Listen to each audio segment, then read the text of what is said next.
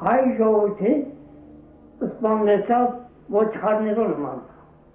Belki aktarlesan desek havazan ne desek kavazan ne melkum kıneron buraya gitmez kıtayın Türkiye'nin rezlov gabırlar yürüyün sizin gibi millet yaşamasın.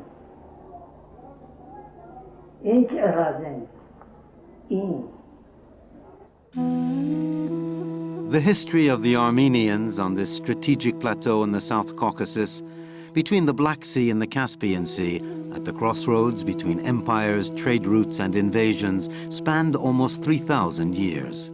Successive invaders and land divisions proved more than a match for their independence and inaugurated a tragedy that was to decimate 2/3 of their Anatolian community between 1915 and 1916.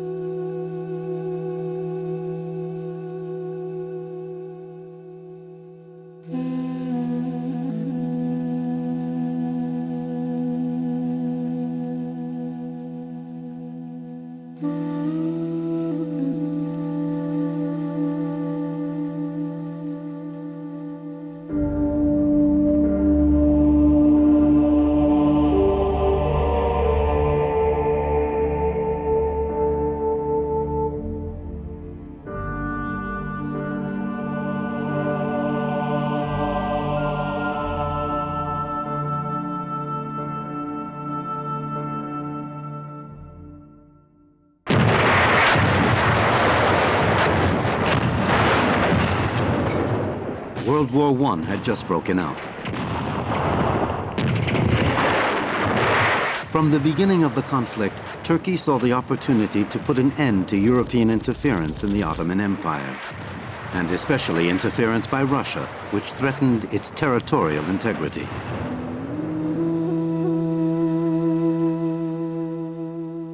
Despite the reticence of some of her ministers, 2 of whom were Armenian, the Ottoman government entered the war in November 1914 on the side of the Central Powers, Germany and Austria-Hungary, against the Allies, France, Great Britain and Russia. Caught in a stranglehold on the new Turco-Russian front in the Caucasus, the Armenians found themselves in the very center of the battlefield. The Ottoman Empire was only barely recovering from its defeats in the Balkan Wars, having lost 85% of her possessions in Europe from 1912 to 1913. The wars in the Balkans shattered European alliances and contributed to triggering the world conflict. This was a government still traumatized by the recent dismemberment of its empire, and the threat that the alliance might give the Armenians their independence reinforced nationalism among some of its members. Preserving the integrity of the empire became a priority, curbing Russian expansionism in the Caucasus an absolute imperative.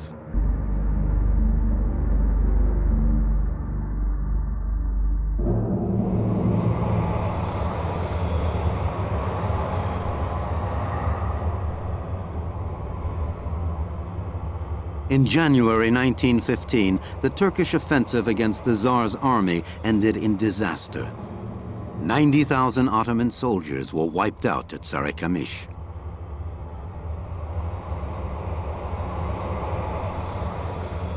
The Armenians had been mobilized into the ranks of the Ottoman army on a massive scale, but the fact that a handful had joined the Russian volunteer corps served as a pretext for accusing the entire Armenian community of treason.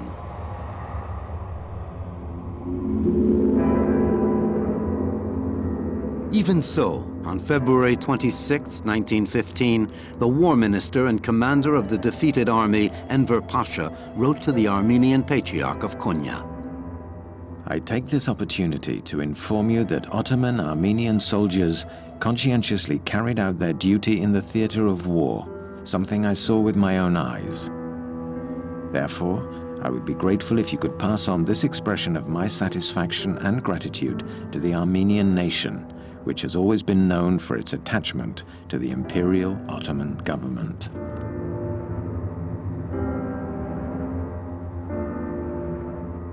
Despite this acknowledgement and under the pretext of securing the zones on the front, the government ordered Armenian soldiers to be disarmed and assigned to labor battalions.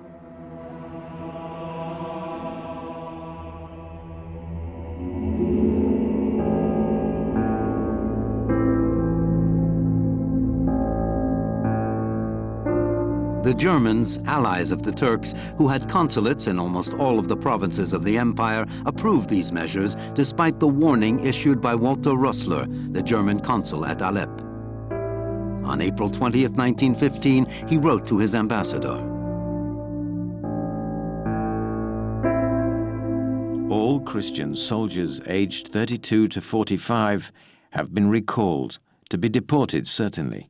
Central government has clearly taken these measures based on false reports from Marash. They follow from an entrenched but nonetheless mistaken view according to which the whole Armenian population is suspect, even hostile. I respectfully request that you intervene to restore the situation. These prejudices reached a peak in 1915 and marked the stages of the history of the Turkish Armenian people from the end of the 19th century. It all started in the 16th century with the incorporation of Armenia into the Ottoman Empire. At its peak, the empire spread over 3 continents, Asia, Europe, and Africa, with more than 40 million people of 20 or so nationalities. A series of military setbacks in the 17th century, especially its defeat at the gates of Vienna, marked the beginning of the dismemberment of the Ottoman Empire in Europe. Then, in the 19th century, under pressure from Russia, the Ottomans lost part of their territory in the Balkans. Dating from the annexation of eastern Armenia from Persia by the Tsar, the Armenians found themselves the subjects of 2 rival empires.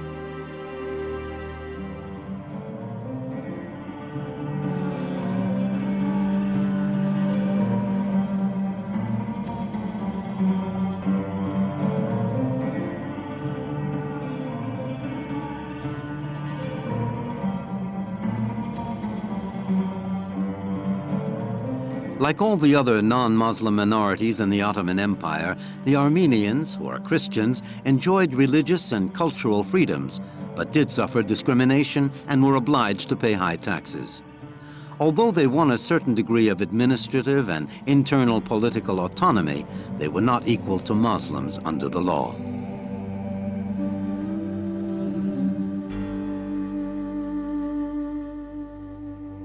Peasants, for the most part, they created a prosperous society of craftsmen, tradesmen, financiers, architects, doctors, and lawyers in their towns.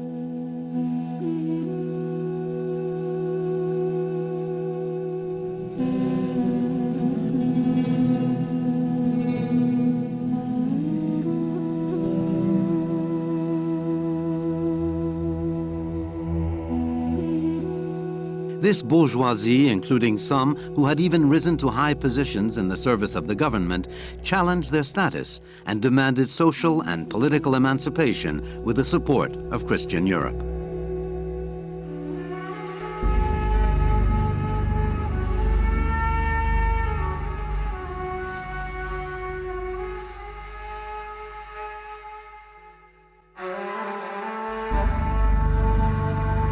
The Armenian question became a pretext for colonial Europe to interfere in Ottoman affairs.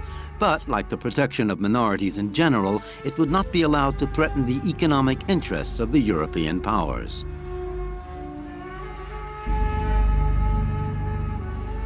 From the 19th century onwards, these powers had in fact become the creditors of the Ottoman Empire.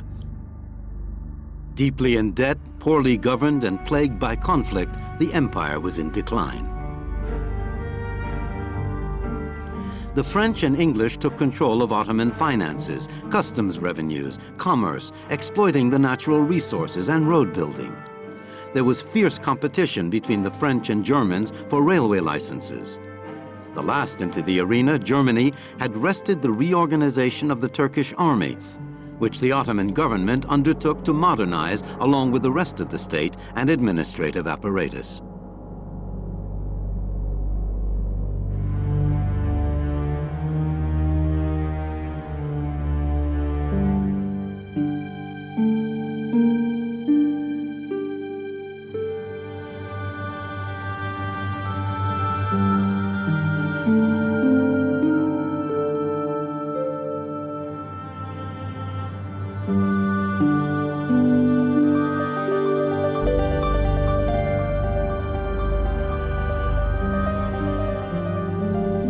living conditions for minorities continued to worsen in spite of the equality promised to all subjects of the empire under the reign of Abdul Hamid II. Against this backdrop, in 1878, as part of the Treaty of Berlin, the West imposed a set of reforms on the Sultan, guaranteeing the security of his Christian and Jewish subjects.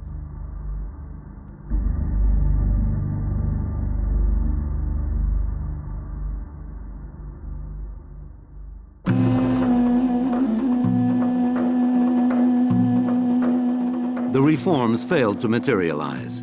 Groups of Armenian revolutionaries formed a national independence movement in a bid for the community's social and political emancipation. The first revolts, organized against tax inequalities in the traditionally most rebellious provinces, ended in bloody repression. In the period 1894 to 1896, estimates put the number of Armenians massacred with the government's support at between 200 and 250,000.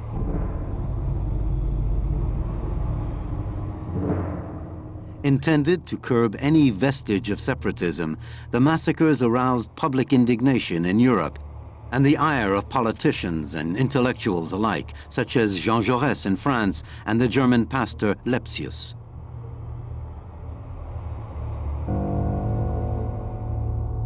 Reaction, however, was limited to sharp diplomatic protests. Indignant, the French ambassador in Constantinople, Paul Cambon, denounced French business practices. On October 10, 1895, he wrote in a letter to his mother, They have committed atrocities. The Armenians provoked the repression by their protests, but the unrest which followed was abominable. The day before yesterday, at Trebizond, a town of 50,000 souls, the Muslim population rushed the Armenian quarter. The massacre and pillage went on from 10 in the morning until nightfall. It is in France's interest to support Turkey, but we mustn't be taken in. Turkey should be considered as a minor to be kept under European supervision.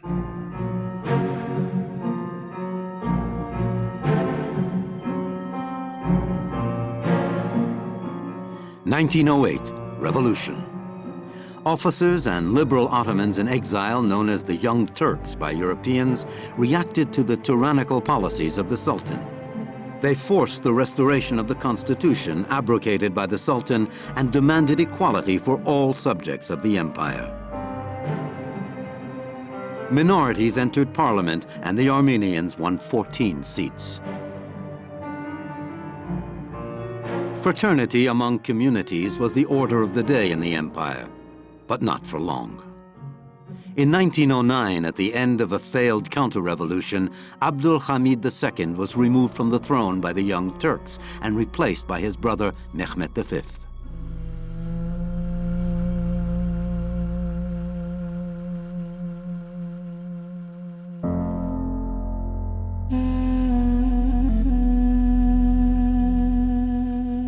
In this troubled period, 25,000 Armenians were massacred at Adana, where they had a prosperous economic community enjoying all their new rights.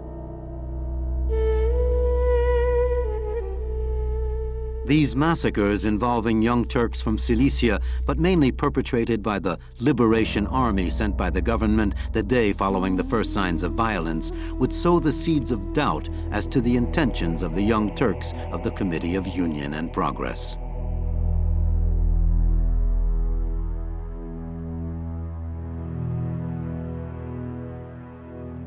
As Turkey entered the Great War, their goal became clear. The military wing of the Young Turks aspired to ethnic homogeneity. On November 11, 1914, the Committee of Union and Progress leadership unveiled its plans.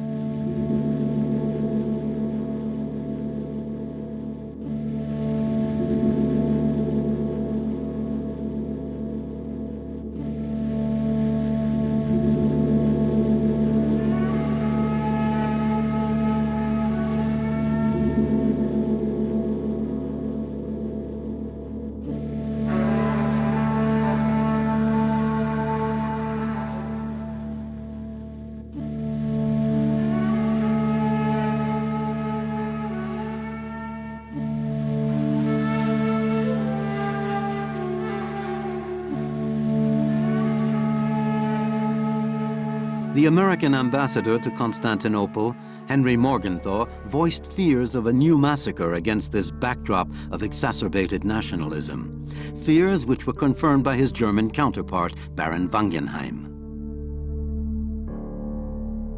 As long as Great Britain does not attack the Dardanelles or Turkish ports, there is no cause for worry. If she does, nothing can be guaranteed.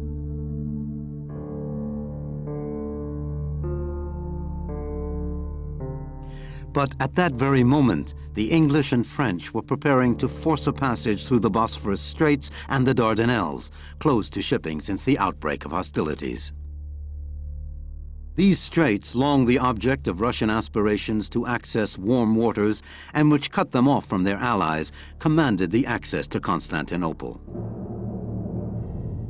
With the capital now threatened, the Turkish government deployed its forces on this new front to save the empire, already endangered by the Russians in the Caucasus.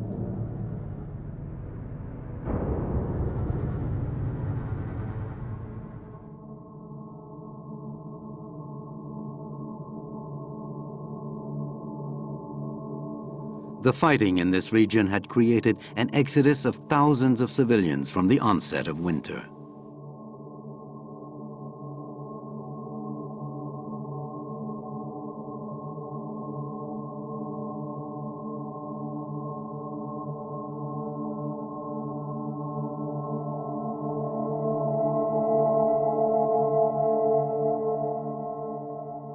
In Anatolia's eastern provinces, arrests and deportations of Armenians began under the pretext of securing the borders. In April 1915, in Van, the historic cradle of Armenia, 24,000 Armenians were massacred over 4 days as the Ottoman army fell back from the Russian advance. Survivors took refuge inside the town and organized resistance.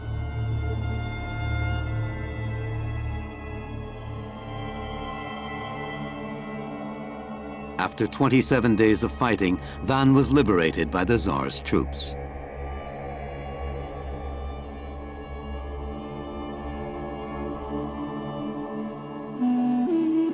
The defense of Van was described as an insurrection and immediately served as the pretext for a massive roundup in Constantinople during the night of April 24, 1915. More than 600 journalists, writers, lawyers, doctors, architects, deputies, and others were accused of plotting. They were arrested and imprisoned. The majority were deported or executed within a few weeks.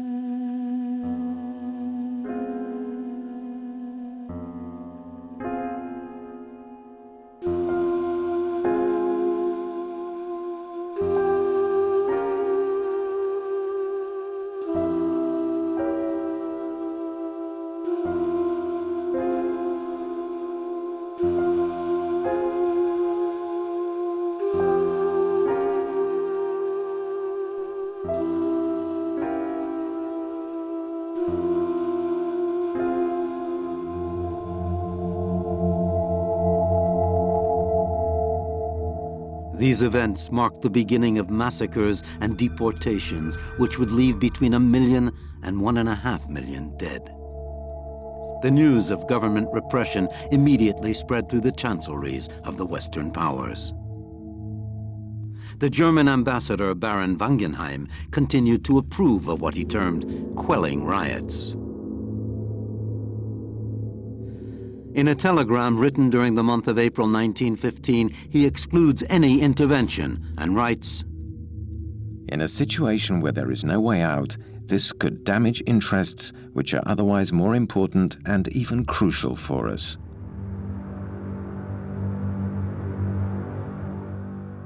Having lost out in the colonial dividing up of Asia and Africa, Germany had managed to wrench the contract for the Berlin-Constantinople-Baghdad Railroad from the English and French on the eve of the war.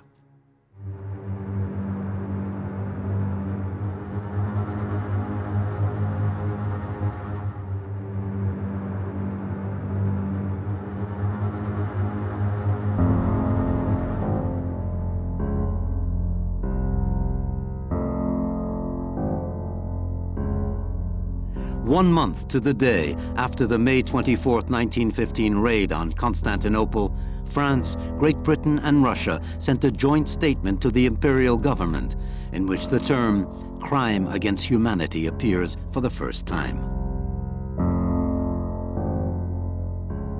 In the presence of these new crimes against humanity and civilization committed by Turkey, the Allied governments wish to publicly inform the Sublime Porte that they shall hold all members of the Ottoman government personally responsible for these crimes and their agents who are found to be involved in such massacres.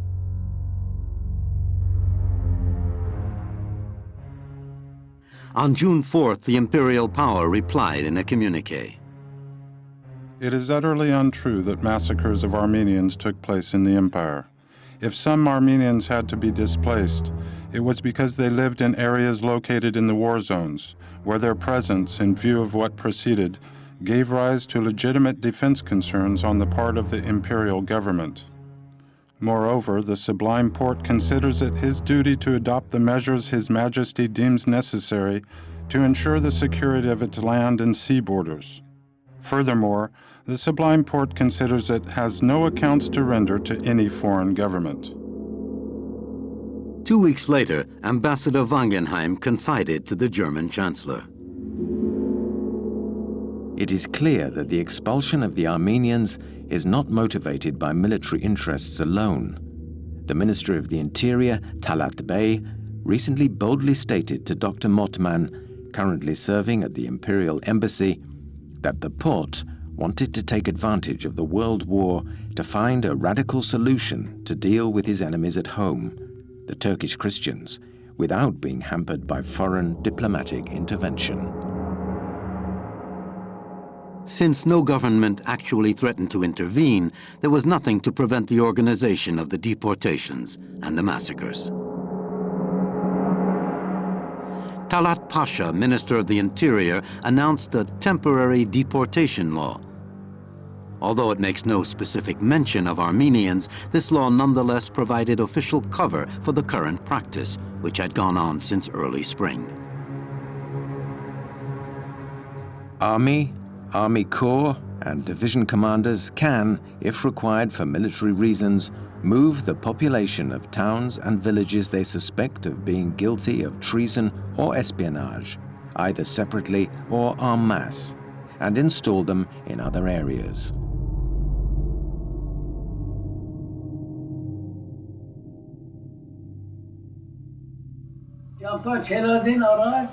Nez dari sarayın arşive mütasarrıfı koymayın. Mütasarrıfı evlam, kardıvarın ıstav, meg anuneniz kırık. Berçe gelen imza edin. Biz Hüsnü Rıza'yın yani mer hocardan kove terkibatan. Aileni ke geçikin ku gerta. O jampan. Garkero ve Türkiye'ne hayır ile buneyi cinco yeti buneyi konseketi.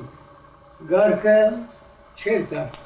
Bak Türkiye'ne garkışonere Malatya ve Hasanse bir atarsan da. Türkiye'nin etki Hüseyin garki meçen astad Türkiye'nin etki Hosatüstündürler. Hosatüstün ama Cermal Hosatüstün geliyor yani hiç. Aslın adam Türkiye'nin etki Hüseyin. Türkiye'nin gamartsumen falan bu Türkiye'nin luruneyin.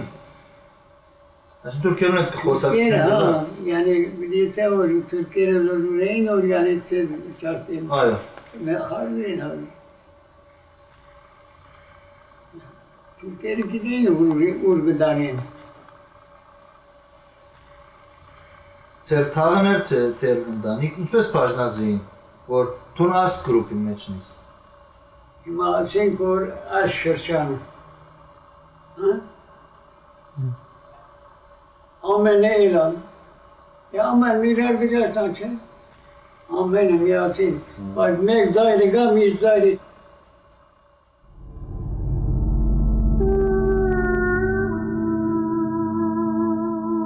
Posted at one of the empire's most isolated provinces at Kharput, the American consul Leslie Davis concentrated his consulate's work on helping the victims and attempted to intervene with the local authorities. On June 30th, 1915, he sent this report to his ambassador. This is no less than the deportation of the entire Armenian population, not only from this province, but according to my sources, from the 6 provinces comprising Armenia. There are said to be about 60,000 Armenians in this province and about 1 million in the 6 others overall. All of these must be sent into exile, an undertaking greater probably than anything of its kind in history. The deportations were planned by a secret special organization of the Committee for Union and Progress under the auspices of the Ministry of the Interior. Based in Constantinople, it set up its center of operations at Erzurum, in the heart of eastern Anatolia. Convoys from the north were directed to the transit center at Malatya, and the convoys from the east and southeast to Razulain. The Armenian people of western Anatolia would transit through the Konya and Bozanti camps. The survivors of the mass exodus were gathered in the camps at Alep before being sent to their final destinations, the deserts of Syria and Mesopotamia.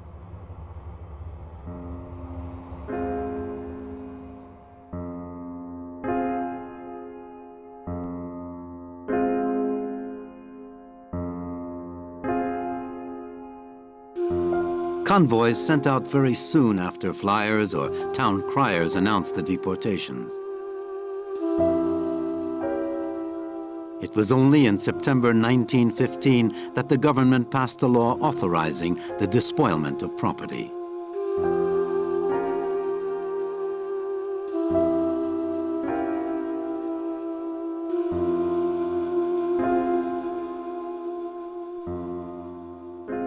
Kept apart, the men were massacred away from the towns for the most part.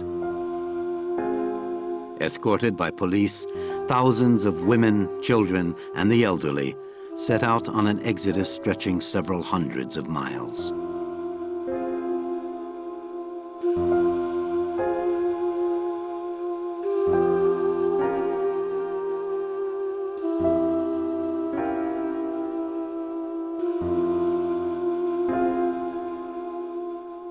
On July 11th, 1915, Leslie Davis sent an insistent note to his ambassador. If it were simply a matter of being obliged to leave here and to go somewhere else, it would not be so bad. But everyone knows it is a case of going to one's death. If there was any doubt about it, it has been removed by the arrival of a number of parties, aggregating several thousand people from Erzurum and Erzincan. Almost without exception, they are all ragged, dirty, starving, and sick. And this is no surprise, given the fact that they have been walking for almost 2 months, without being able to change their clothes, without permission to wash or shelter, and with only very little to eat.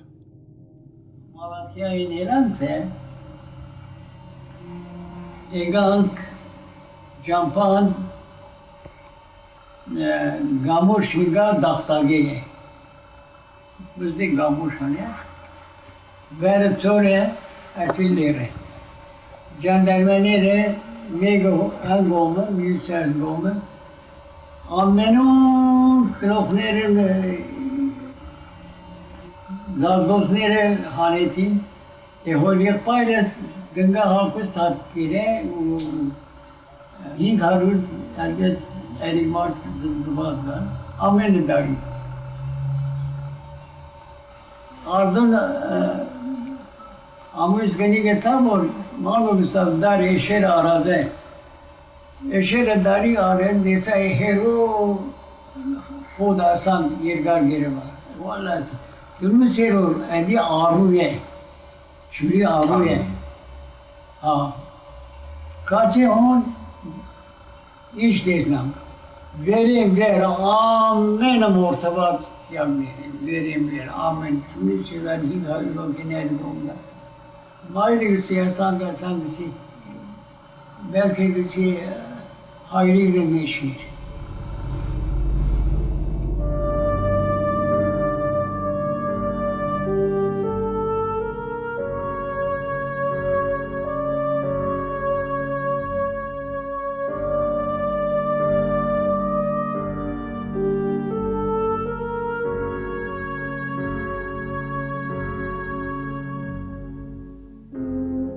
The deportations were organized in 2 stages and continued from May to July of 1915 in eastern Anatolia, historical Armenia, with systematic massacres. During the following autumn and winter, the Armenians of western Anatolia, who were closer to the railway lines, were in turn loaded onto freight trains.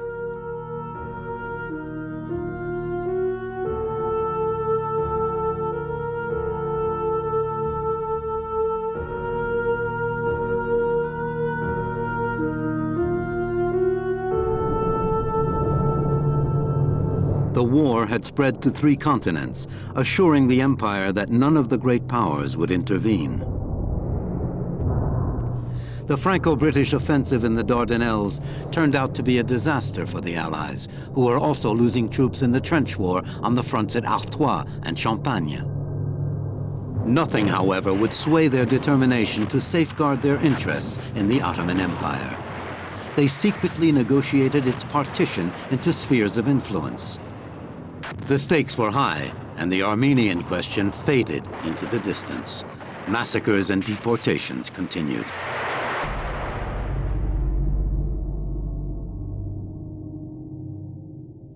Adoruz Diyarbakır eşüksünk. Ama joğurt asan girenk. Kürt, mürt, Türk, klasik. Çocuk gıdaneyim. Hasabın kanıtı gımınmaz. Ancak Franın kılıkın ayrı ya. Asıl Fran kılıkı ayrı leamin. Gımorten, leran bırak gımorten pulurun. Var andara gını deyim. Hon gını deyim. Ama lets veren bulan, gıporan. Rehenna şarkar. Egavasi mama istekin. Aç çocuğun yalla. Hocanın yanına göndereceğiz sizi sat. İş biz ama tezi panik mi gert açıp bak kalabalık iler bırakıp boran gene çülü. Assan lets veren hazar nero mortetsin iler oran lodayı bak. Dagi ayrına asan girta. Mortubaz ne? Meçenin sağı gamına tere dagiri. Mama şidisa. İş bez mortetsin. İş bez darin, iş bez verir. Şaderin morte verir. Şaderse çem morte işte. İş besinci mortetin çim verir. Elank. On December 30th, 1915, the American consul Leslie Davis reported to his ambassador. The term slaughterhouse province, which is how I described Karput in my last report, turned out to be fully justified by what I have learned and seen since then. In fact, it is almost certain that, with the exception of a very small number of those who were deported during the first few days of July, all who left here were massacred before reaching the boundaries of the province.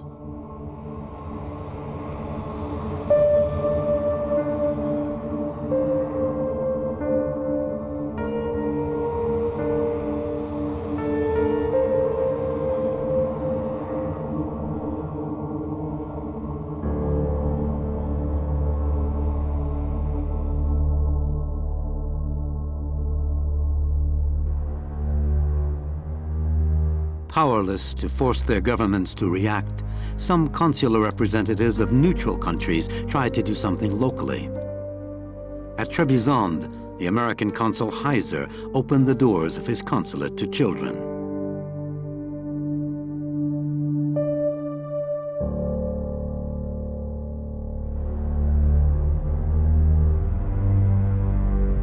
For his part, the American ambassador Henry Morgenthau relentlessly informed Washington. These measures were not taken in response to fanaticism or popular protests, but are purely arbitrary. Directed from Constantinople in the name of military necessity, they often take place in districts where there are no military operations. There would appear to be a systematic plan to crush the Armenian race. I spoke on several occasions to the Grand Vizier and pleaded with the Interior and War Ministries to end these persecutions. My efforts are in vain, except here in Constantinople.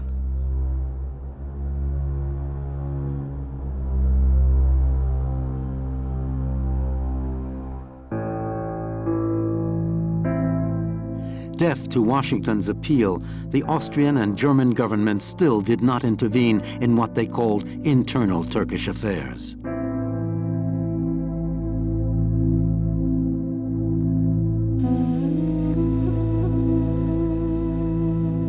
"4,200 Armenian survivors took refuge in the mountains. Their signals were picked up by French and British cruisers in the Bay of Antioch. The survivors were rescued and set sail for Port Said in Egypt.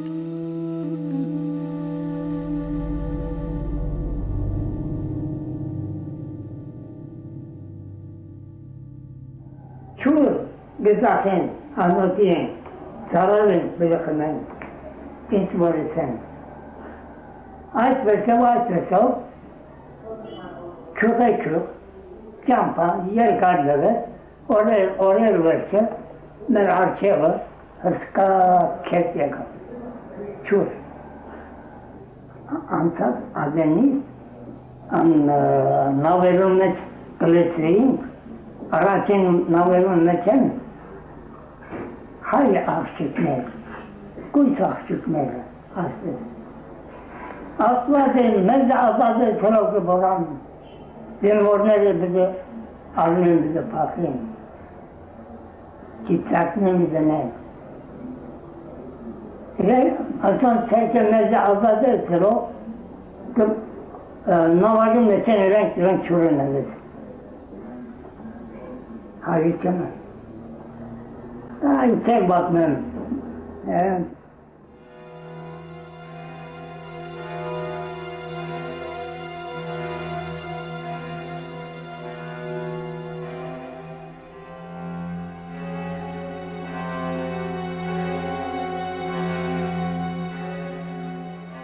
The persecution provoked reactions even inside the Young Turks Committee of Union and Progress.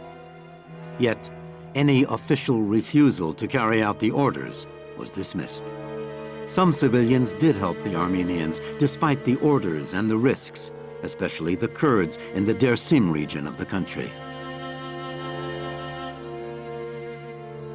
The Turkish government was anxious to make sure no evidence remained. Missionaries were refused permission to accompany the convoys. Taking photos was forbidden. Foreign representatives found their correspondence restricted or even censured.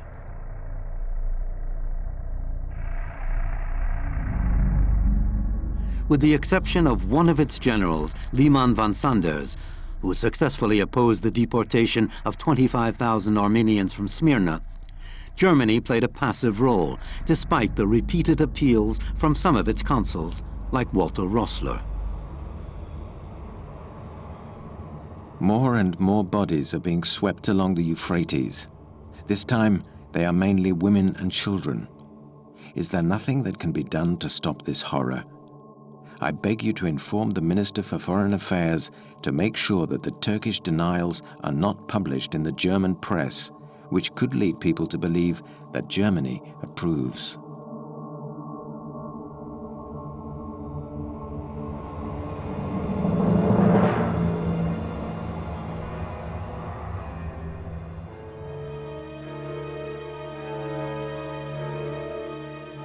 It wasn't until the death of Ambassador Wangenheim in October 1915 that Berlin, fearing accusations of indirect complicity in the crimes of its ally, decided to intervene with the Minister of the Interior through its new ambassador, Wolf Metternich. On July 10, 1916, Metternich bitterly commented, "The Turkish government would not be diverted from its program, the liquidation of the Armenian question by exterminating the Armenian race, not by our admonishments, not by the warnings of the American ambassador or of the apostolic nuncio, nor by the threats of the Allied powers."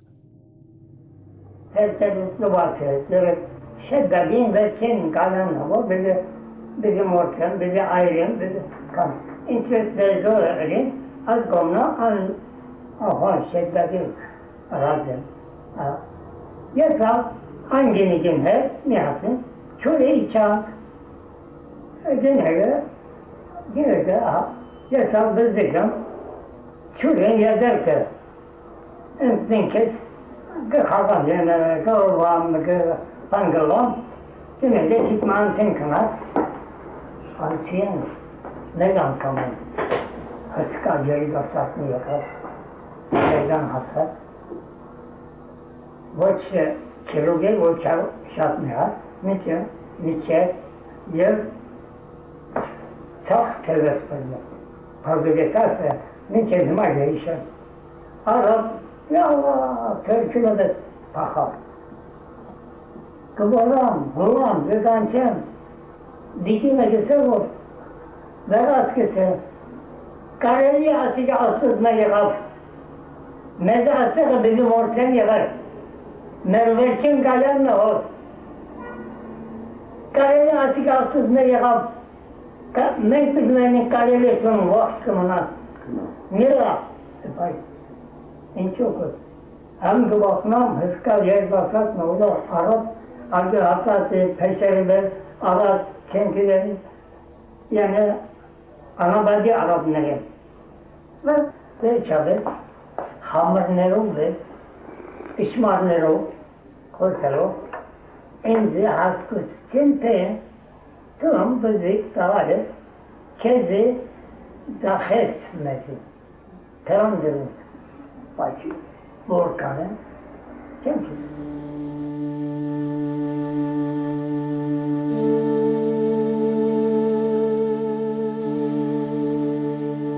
Thousands and thousands of young women and children were abducted in this way, sold like slaves, or forcibly converted during their deportation.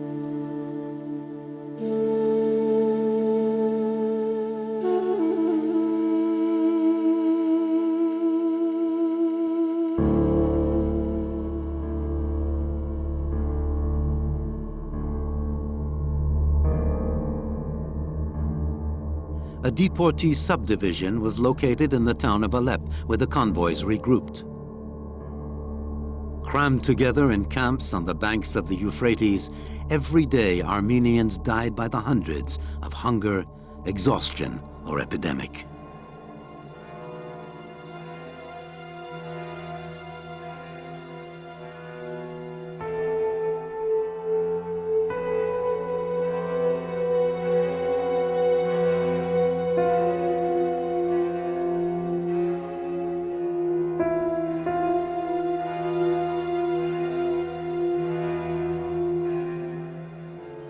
Having survived indescribable suffering and an exodus lasting several weeks, 800,000 Armenians arrived in Syria. Transferred from one camp to another with neither food nor water, they were abandoned to their final destination, the desert sands.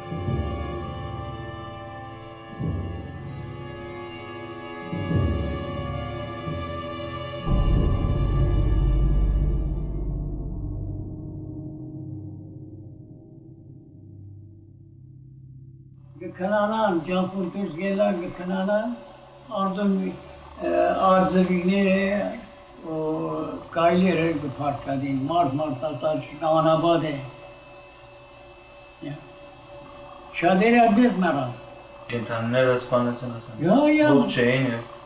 Kendi gidin var, çiğdırlar kaleridir.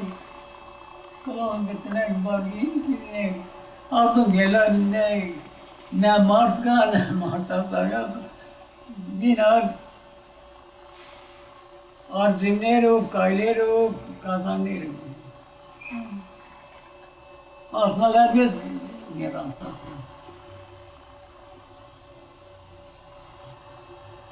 Sonra kalene mu kişerden oraya yapar. Kişerden değil. Kalen, aslında gaynaz deriz ki kılana. Peki, garavanı katile.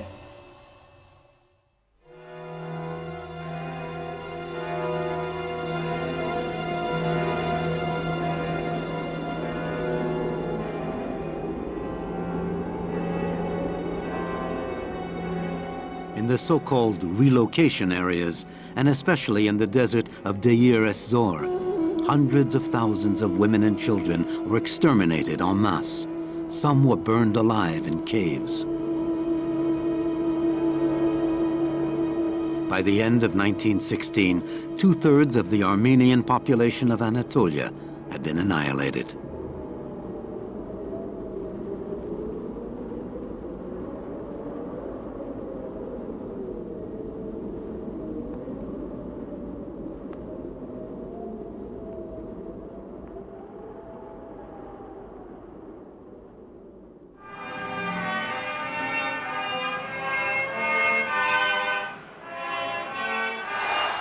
Some 2 years later, on October 30th, 1918, a defeated Turkey signed the Armistice of Mudros with the Allies.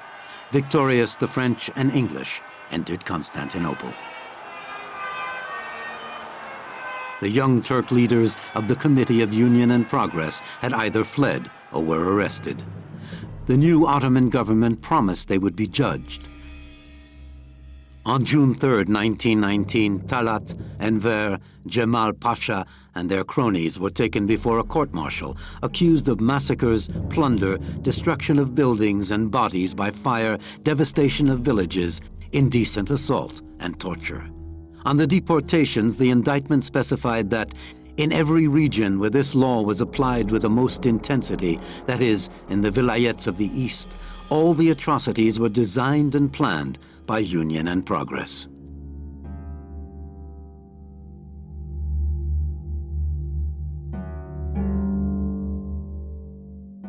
The verdict, described as historic by the press, was announced on July 5, 1919. It drew up a list of crimes and concluded, "These personal crimes are attributed to the legal entity, the Association of Union and Progress."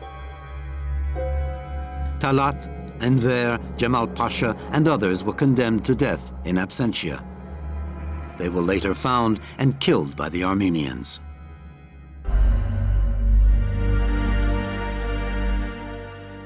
According to the Sykes-Picot Accords, secretly negotiated during the war, the Allies divided up the mandates, giving them power over the Ottoman provinces. Iraq and Palestine went to Great Britain, while Syria, Lebanon, and Cilicia went to France.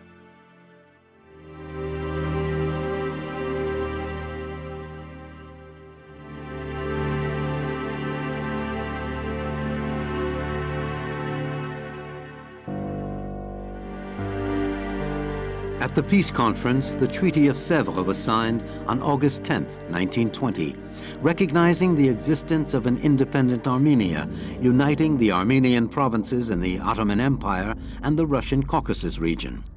It would never be ratified. July 1923, and the creation of the new Turkish Republic of Mustafa Kemal was ratified by the Treaty of Lausanne, burying the Armenian question.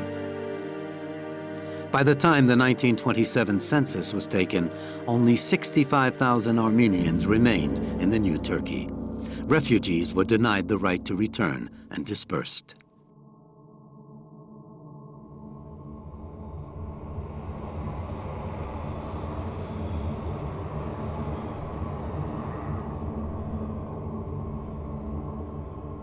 "600,000 Anatolian Armenians survived the ethnic policy of some of the Young Turks, a policy responsible for between 1 and 1.5 million victims.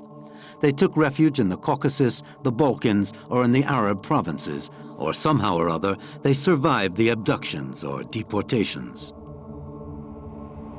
The survivors, thousands of them orphans, made their homes in Palestine, Syria, Lebanon, and the United States, in Greece, Bulgaria, and France. They are the Armenian diaspora.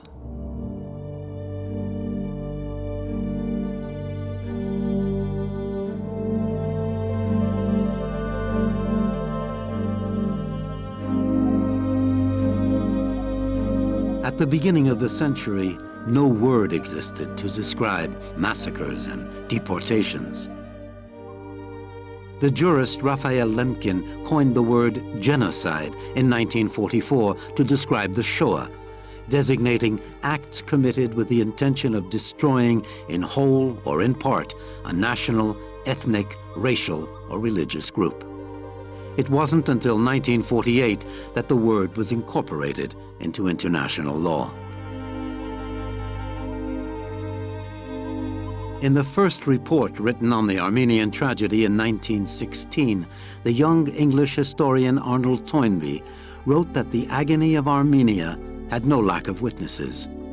Even if more and more eloquent statistics were available, they could not express the reality of what had happened. A nation had just been exterminated.